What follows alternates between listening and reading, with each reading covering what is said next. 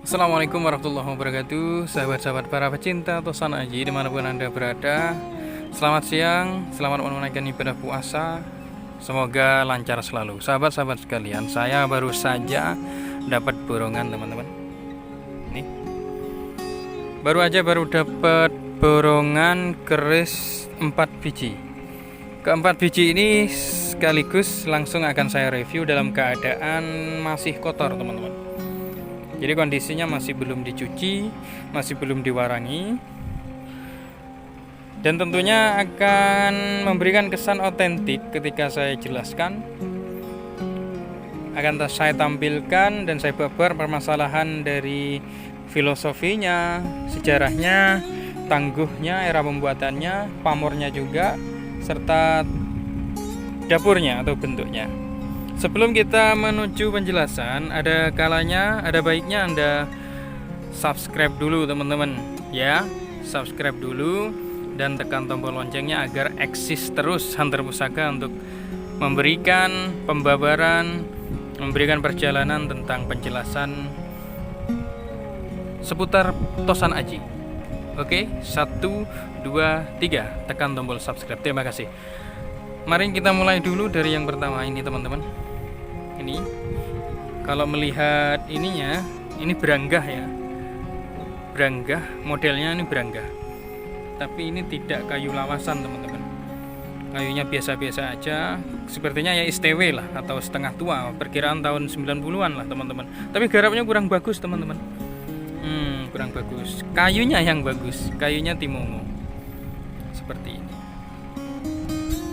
Beranggah ini namanya, stylenya beranggah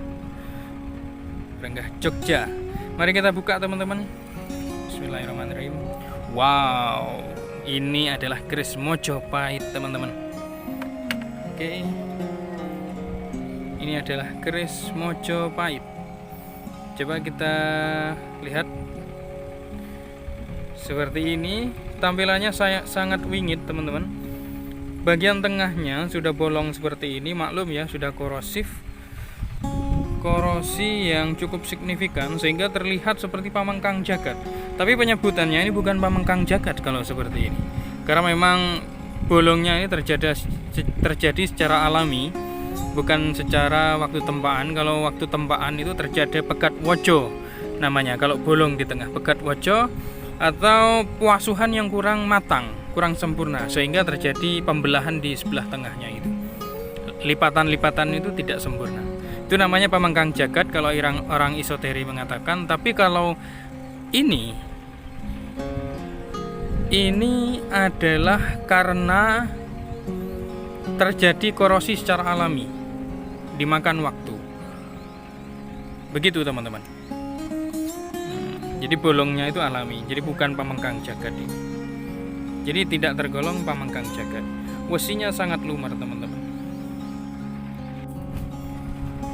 Kita melihat dari tekstur besi, dari kontur besinya juga, dilihat secara metalurgi teman-teman, bahwa besinya ini cenderung kepada era buatan Majapahit sepuh teman-teman. Ya, perkiraan abad ke-13 lah. Coba Anda lihat, perhatikan baik-baik. Kerisnya sangat lumer. Ketika nanti ini diwarangi, maka akan terlihat hitam pekat teman-teman.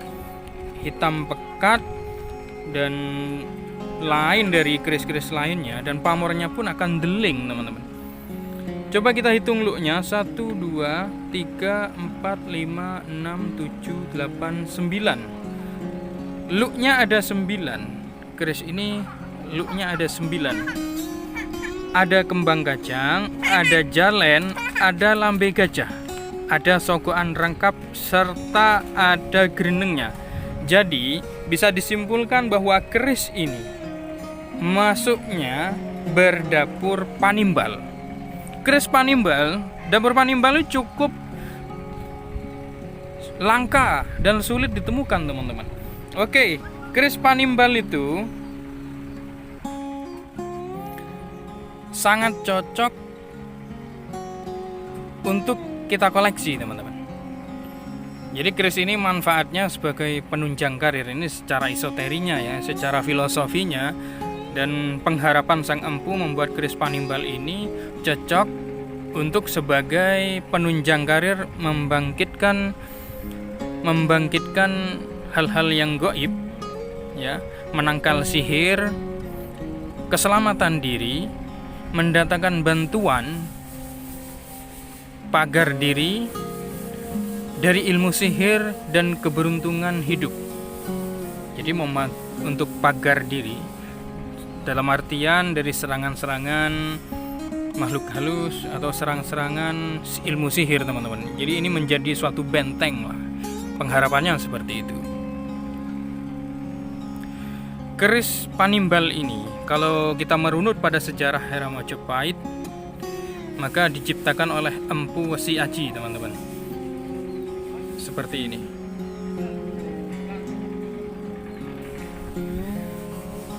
Begitulah kira-kira penjelasan dari keris Panimbal ini bertangguh Majapahit. Kalau melihat pamornya ini kan belum kelihatan. Kalau dilihat dari serat-seratnya ya kayaknya si ngulit semongko lah, teman-teman. Kalau paling tidak atau mungkin bisa jadi waswutah.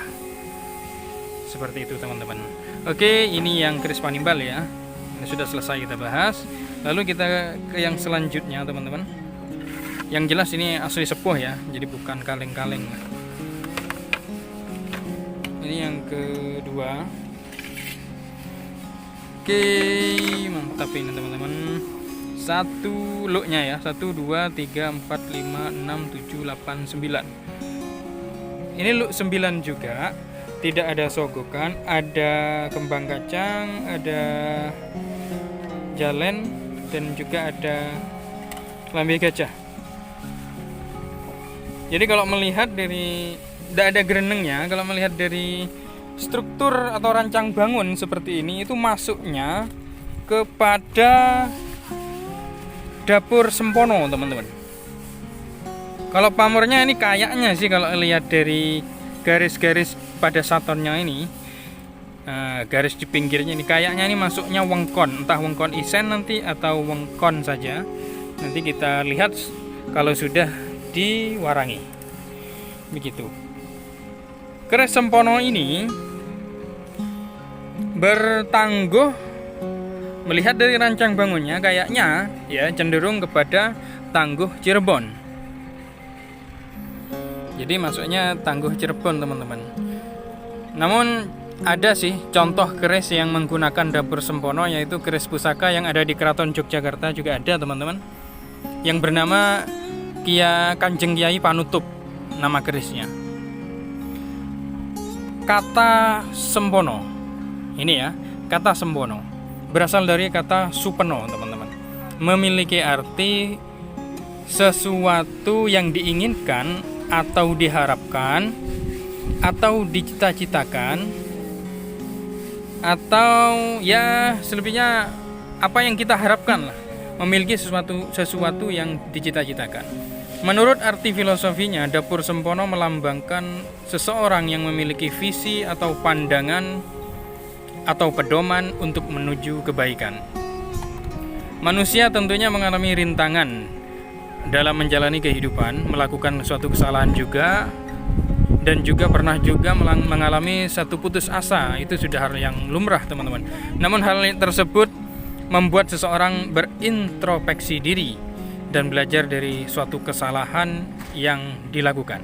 Itulah filosofi dari makna dapur Sempono, teman-teman. Oke, inilah dapur Sempono bertangguh Cirebon. Mari kita ke keris yang satunya. Ini, teman-teman.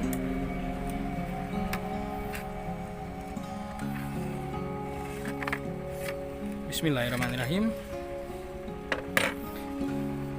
Oke, lumer banget, teman-teman. Ya.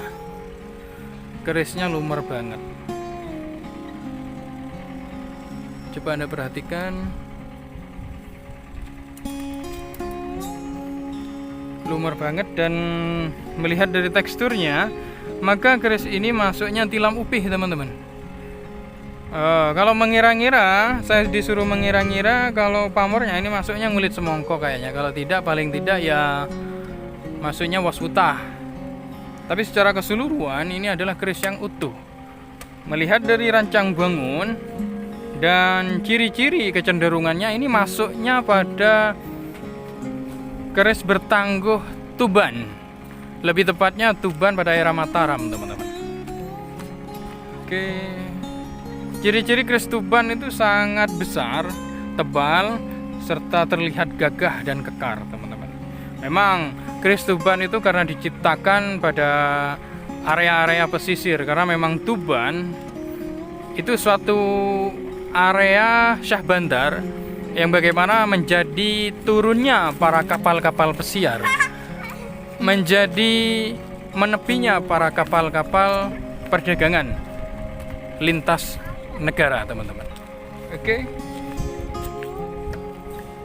Ini adalah keris Tuban.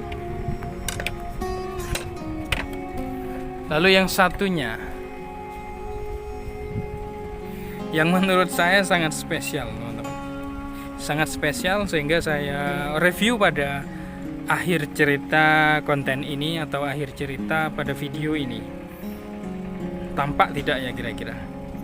Ini, teman-teman, setelah saya teliti tadi, ternyata ini merupakan keris berpamor udan mas rekan. Merupakan keris berpamor udan mas. Kita ketahui bersama dan sudah saya jelaskan berulang kali di video-video saya sebelumnya bahwa keris udan mas merupakan keris peruntukannya yang diharapkan dan diciptakan oleh seorang empu dengan permohonan kepada Sang Pencipta untuk sebuah arti yang mendapatkan pemiliknya, pemegang dari keris ini, untuk mendapatkan sebuah kerejekian yang besar, kekayaan yang berlimpah, serta kelancaran dalam hal kerejekian, teman-teman. Itu makna filosofis serta tuah yang diinginkan seorang empu kepada keris yang berpamor udan mas ini. Kalau kurang jelas, nah ini kalau bunder-bundernya udah jelas nih, teman-teman. Tinggal hasil akhirnya, finishing daripada pembersihan serta warangannya, bagaimana hasilnya nanti saya akan fotokan, saya upload serta saya review kembali kalau perlu. Kalau belum laku, ya. Tapi kalau keris kayak gini biasanya cepat lakunya. Itu pun kalau nanti cocok maharnya, mari kita sama-sama bertransaksi dengan baik lah. Biar nggak penasaran ya, coba kita bersihkan sama-sama. Pakai ini, teman-teman, pakai jeruk. Nanti setidaknya keluar sedikit lah gambarannya atau grafik dari ini, biar nggak penasaran. Tajam juga ya, ini lumayan tajam. Jadi hati-hati, teman-teman, kalau megang keris. Jangan sampai anak kecil megang, itu juga bahaya. Karena memang tekstur ininya masih tajam kadang kalau era-era Tuban, bahkan era Mataram juga ini, teman. Jadi tinggal digosok seperti ini, teman-teman.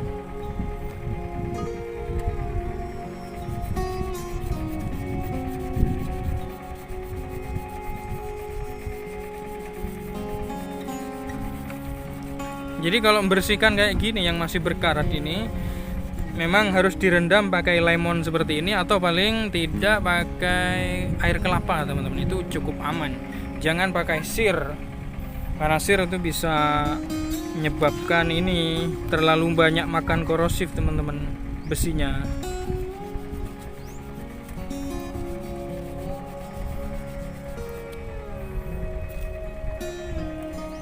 Sudah tampak bulatan-bulatannya, teman-teman.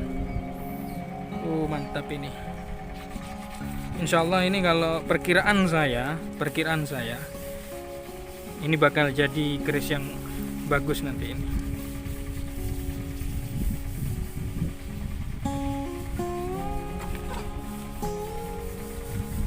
Tuh, kira-kira jelas nggak ya? Ini ada bulatan 1, 2, 3, 4.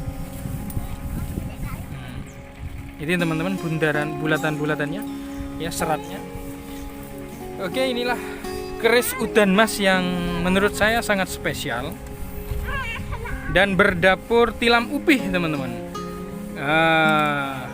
Ini kalau melihat dari tikel alis, gaya tikel alis, ya, Kayaknya sih masuknya Hamengkubuwono. Namun kalau Hamengkubuwono ya kurang ini teman-teman. Buntut miminya ini kurang panjang. Kalau style gayanya ya masuklah Tuban Mataram. Tapi kalau melihat tikel alis yang begitu rapi seperti ini, kayaknya memang Hamengkubuwono gayanya sih, stylenya. Nggak tahu kalau era kapan ini.